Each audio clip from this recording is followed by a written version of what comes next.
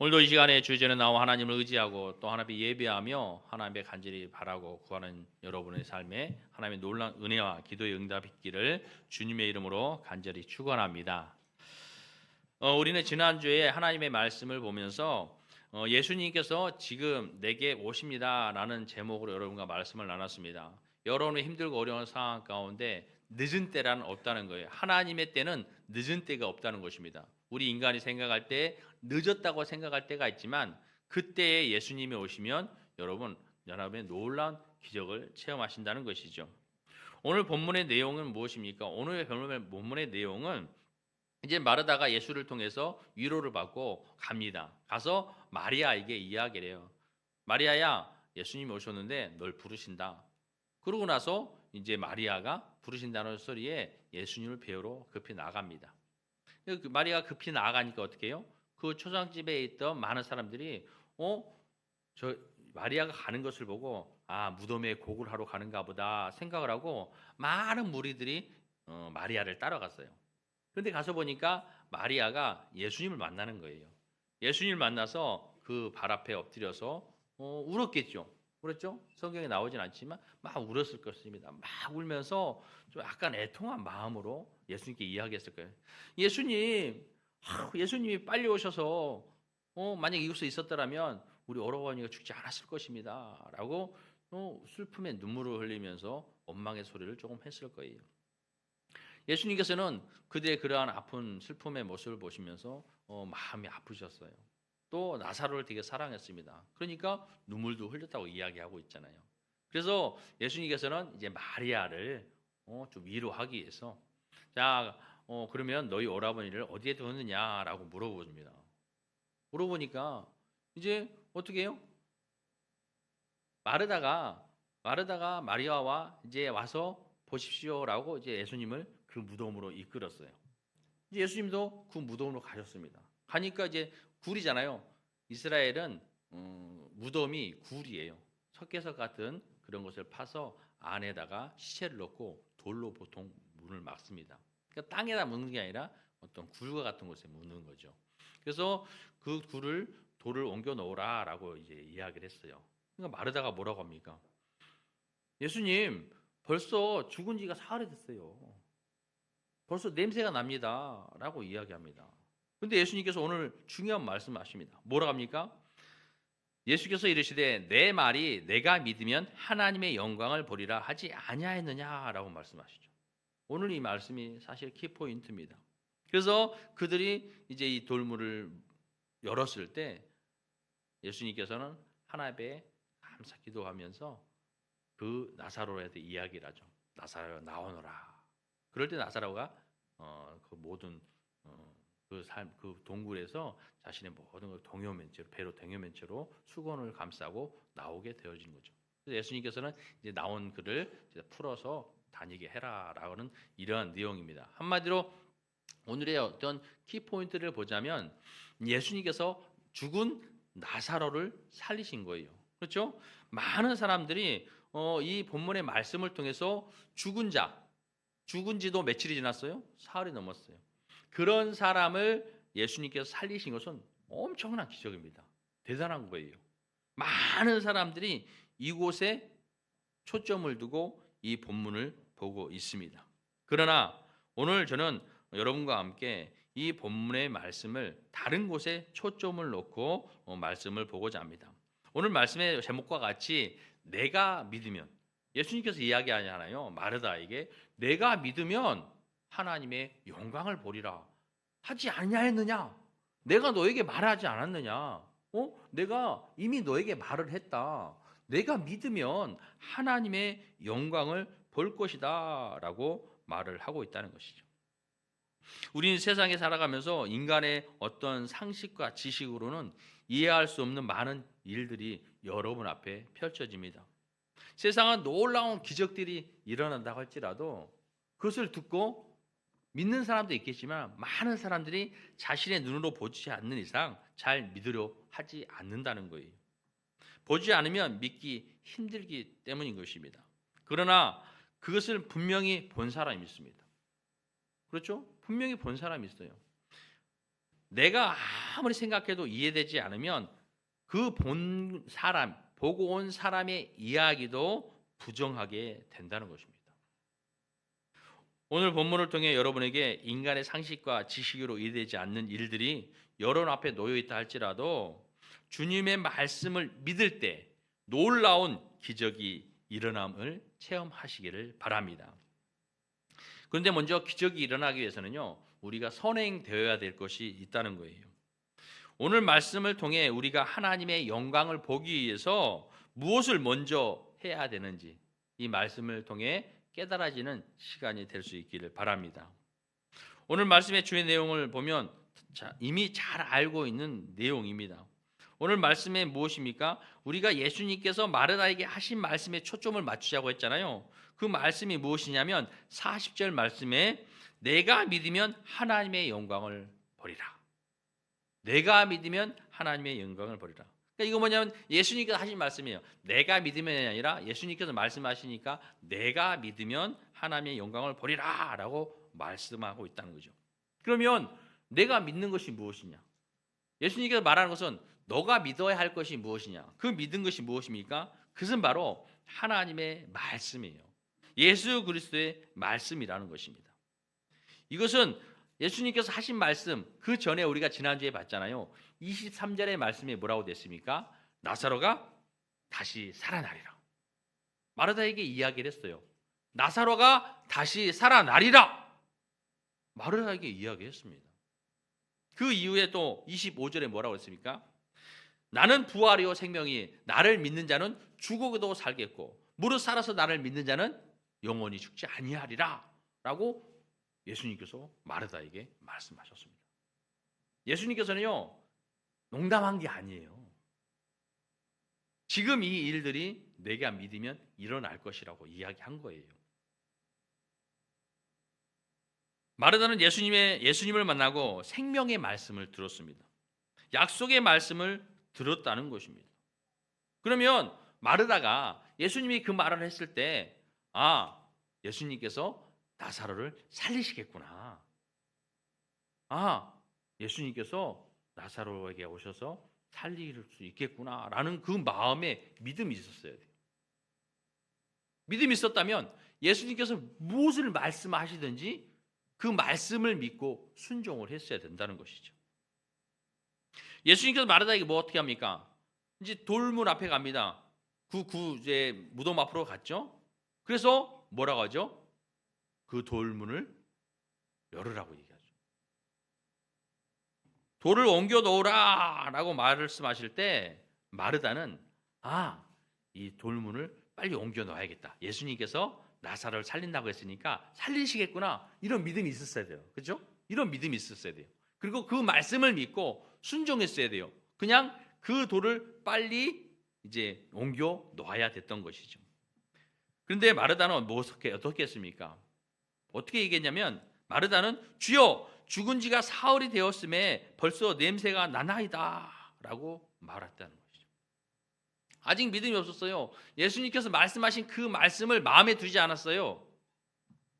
나사로가 다시 살아나리라 했던 그 말씀이 이 마음이 없었던 거예요.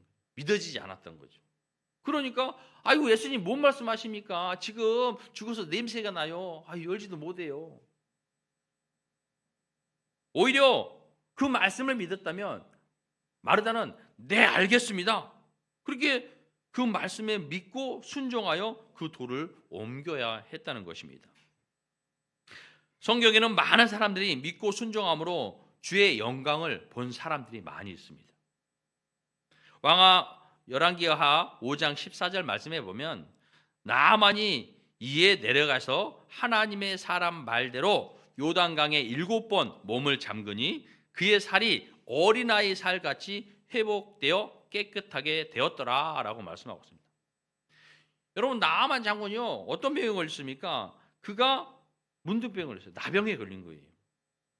그래서 엘리사에게 옵니다. 엘리사에게 와서 당신이 내게 무엇이라도 시키면 내가 하겠습니다. 나을 줄 믿습니다. 이렇게 한 거예요. 그런데 엘리사가 뭐라고 그랬습니까? 요단강에 가서 몸을 7번 담그라는 거예요. 나아만이 화가 났어요. 우리나라에 가면 이거보다 더 크고 웅장하고 좋은 강이 있는데 그러면 거기서 하지 왜 여기서 하냐 이런 거죠. 근데 그 이제 하인들이 아니 장모님 엘리사가 무엇을 하든지 했을 거 아닙니까? 이거보다 더 어려운 일들을 하라고 그러면 하지 않았겠습니까? 그런데 가서 물에 7번 담그라는 건데 왜 하지 않습니까? 그래서 나만이 순종하는 거죠.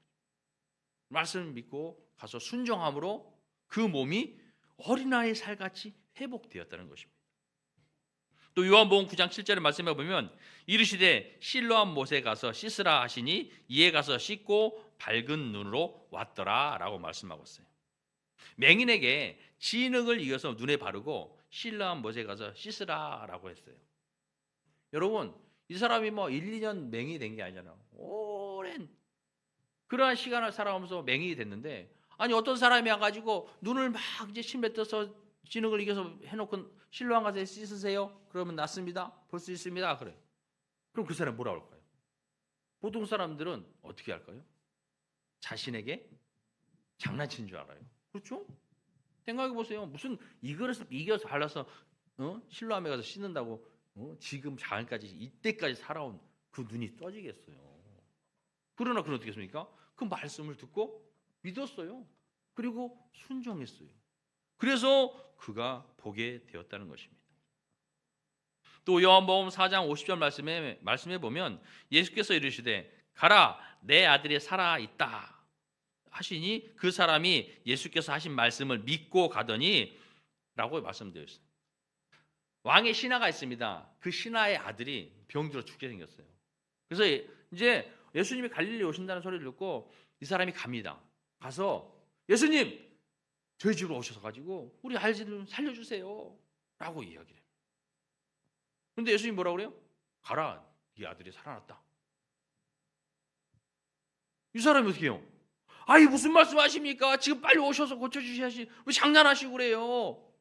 그렇게 이야기할 수 있잖아요. 그런데 여러분 놀랍지 않아요? 예수님이 그렇게 거기까지 가서 예수님을 모시고 와서 자신의 아들을 살리고 싶은데 예수님이 그냥 가라는 거예요. 네 아들이 살아났어. 그냥 가. 믿어집니까 여러분? 그런데 그건 어떻게 했어요? 그 말을 듣고 믿고 갔어요. 그 아들이 살아났습니다. 특히 여러분이 잘 알고 있는 이야기 있습니다. 예수께서 시몬 베드로에게 깊은 데로 가서 물을 내려 고기를 잡으라고 말씀하실 때 베드로는 말하다처럼 말하지 않았어요. 만약에 여러분들이 어부예요. 오랜 시간 동안 지금까지 여러분의 직업을 어부로 살아왔어요. 그래서 배를 타고 고기를 잡으러 갑니다. 밤이 새도록 여기도 그물을 쳐보고 저기도 그물을 쳐보고 내 직업으로 경력으로 봤을 때 어디가 있겠다라고 했던 것도 모든 것으로 다 갔는데 고기를 하나도 못 잡았어요. 그리고 들어와서 그물을 씻습니다. 아침에 들어와서 그물을 다 씻어요. 그물을 다 씻어서 정리를 다 하고 있어요. 근데 예수님이 깊은 데 가서 그물을 내리래요. 그러면 아이고 예수님 뭘 아십니까? 아니 목수 쉬었잖아요. 고기 잡아봐 하셨어요? 저는요 전문가예요. 밤새도록이요 제가 그물을 다 내려봤는데요 없었어요. 그리고 지금 우리 그물을 다 씻어놨어요. 이걸 다시 갖고 나가요? 에이 그렇게 얘기할 수 있잖아요. 그렇죠? 그런데 뭐라고 얘기했습니까? 누가복음 5장 5절 말씀에 보면 시몬이 대답하여 이르되 선생님 우리들이 밤이 새도록 수고하였으되 잡은 것이 없지만은 말씀에 의지하여 내가 그물을 내리리다. 놀라운 거예요 여러분. 쉬운 게 아니에요. 여러분 그 일의 전문가이신데 아무것도 모르는 사람이 와서 여러분에게 이렇게 말한다면 여러분 순종하겠습니까? 베드로는 순종했어요. 말씀에 의지하여 가서 순종해서 나아가서 그물을 던졌을 때 놀라운 일이 발견합니다. 고기가 너무 많이 잡혀가지고 그물이 찢어질 정도로 그렇게 잡았다는 거예요. 사랑하는 성도 여러분, 여러분 말씀을 듣고 내 생각으로 판단하지 않고 믿고 순종하면 기적이 일어난다는 것입니다. 그러나 우리의 삶은 마르다와 같은 삶을 사는 사람들이 많이 있습니다. 주님을 믿는다고 말은 합니다. 주님을 사랑한다고 고백을 합니다. 그러나 도를 옮기지 않습니다. 믿고 순종하지 않으면서 놀라운 기적을 경험하는 것에 초점을 맞추고 있다는 것입니다. 하나님의 놀라운 기적이 일어나는 곳에는 우리가 민감하게 감지하지 못하는 영적인 신호가 있다는 것입니다. 하나님께서도요, 여러분의 삶에 이런 영적인 신호를 보내고 있다는 거예요. 우리는 삶에서 이런 영적 민감함을 가져야 합니다. 영적으로 민감함을 가져야 된다는 거예요. 그래야 주님의 신호를 놓지 않을 수 있습니다. 여러분, 우리가 살아가면서 우리가 남자와 여자하고는 조금 다른 것이 있어요. 남자들이 아니면 뭔 일을 할 때 여자의 뭐가 있어요? 촉이라고 그러죠. 촉이라고 그러죠. 보지도 않았어요? 그런데 뭔가 탁 여자분들에게는 오나 봐요. 그래서 이 사람이 지금 하는 말이 거짓말인지, 이 사람이 무엇을 하고 왔는지 좀 아는 것들이 있어요. 민감함으로 그것을. 그러나 무딘 사람은 어떻게 해요? 이러든지 저러든지 잘 알 수가 없다는 것이죠. 영적 민감도 그렇다는 것입니다. 주님께서 우리에게 신호를 보내고 있다는 거예요. 신호를 보내고 있다는 거예요. 그런데 우리는 그 주님의 신호를 놓친다는 것입니다. 놓치고 있다는 거예요. 그래서 우리가 영적 민감함을 우리는 가져야 되는 거예요. 그래서 하나님께서 여러분에게 그러한 영적인 신호를 줄 때에 그 신호를 놓치지 말아야 된다는 것입니다. 오늘 마르다에게 주님께서 신호를 보냅니다. 그 신호는 무엇입니까? 바로 돌을 옮겨 놓으라. 돌을 옮겨 놓으면 하나님께서 살리신다는 거예요. 죽은 나사라고 나온다는 거예요. 살아난다는 거예요. 그의 신호가 뭐예요? 돌을 옮기라는 거예요. 그러나 마르다는 그 신호를 무시했던 거죠. 느끼지 못했다는 거예요. 사랑하는 성도 여러분, 세상의 소리에 민감하기보다는 하나님의 음성에 민감하게 사시길 바랍니다. 여러분, 언젠가 시카고에 대화재가 났어요. 시카고 시내 모든 전체가 다 불바다가 되었습니다. 시가지 한복판에 있던 무디 목사님의 교회가 있었어요. 그 무디 목사님의 교회도 완전히 다 타버렸습니다. 그런데 이를 본 기자들이 무디 목사님이 와서 빈정거리면서 이야기를 해요. 목사님은 하나님께서 살아계시고 전지전능하시고 무엇인지 믿고 원하는 것은, 기도하는 것은 다 들어준다고 그렇게 설교하셨죠? 그런데 왜 하나님께서 자신의 거룩한 성전이 교회가 불타고 있다는 것을 그냥 내버려 두고 있습니까? 라고 빈정거리면서 이야기한 거죠. 그러자 무디가 이야기를 합니다. 나는 벌써부터 하나님 앞에 큰 교회를 달라고 기도하고 있었습니다. 그 기도의 응답으로 지금 교회가 불탄 것입니다. 우리가 큰 교회를 짓기 위해서는 교회를 허물어야 하는데 하나님께서는 그 교회를 비용도 들지 않고 허물게 하기 위해서 이렇게 불을 나게 하신 것입니다. 이 말에 기자들은요, 어이가 없었어요. 그래서 왜냐하면 무디 목사는 밤중에 화재가 나니까 아무것도 가져 나오지 못하고 그냥 잠옷바람으로 탈출을 했습니다. 그러니까 그 이야기를 들은 이 기자들은요, 어이가 없는 거예요. 아무것도 빈손으로 나온 사람이 어떻게 큰 교회를 마련하겠다는 것인지 이해가 안 되었다는 것이죠. 그래서 기자들이 다시 그에게 물어봅니다. 그럼 그 큰 교회를 세울 수 있는 돈을 가지고 있습니까? 라고 이야기할 때, 그랬더니 그의 옆구리에 끼고 있던 성경책, 낡은 성경책을 내놓으면서 이야기를 합니다. 나는 수표와 돈을 가지고 나오지 않았습니다. 그러나 아무리 써도 바닥이 나지 않는 하나님의 금고인 성경책을 가지고 나왔습니다. 그러므로 하나님께서는 앞으로 이 불탄 교회 위에 하나님의 크신 더 크고 아름다운 교회를 지을 것을 믿습니다. 라고 이야기를 한 거예요. 실제로 그 화재 이후에 무디는 영국에 가서 영국을 뒤흔드는 큰 부흥을 일으키고 또 영국에서는 그의 새로운 교회를 건축할 수 있도록 많은 헌금을 보냈다는 것입니다. 무디 목사는 영국 시민들의 헌금을 통해서 화재가 난 자리에 옛날 교회보다 더 훨씬 크고 아름다운 교회를 지을 수 있었다는 것입니다. 여러분에게 만약에 이런 일이 발생했다면, 우리 교회에 이런 일이 발생했다면 여러분들은 어떻게 받아들일까요? 영적 민감함을 통해서 하나님이 내게 주신 은혜구나, 기회구나, 복이구나 라고 생각했을까요? 아니면 원망하며 불평하며 하나님 왜 우리 교회를 불타게 하십니까? 하나님 이제 잘 되려고 하고 있는데, 이제 잘 나가려고 하고 있는데, 이제 부흥하려고 하는데 하나님 왜 우리 교회를 이렇게 만드셨습니까? 이제 우리 아무것도 없습니다. 가진 것도 없습니다. 어디로 가야 합니까? 이렇게 원망하고 불평할 수 있는 것도 있고, 아니면 이 무디 목사님처럼 하나님 감사합니다. 교회가 불탔으니 하나님께서 더 큰 교회를 세우시겠죠? 이런 어떤 믿음의 모습.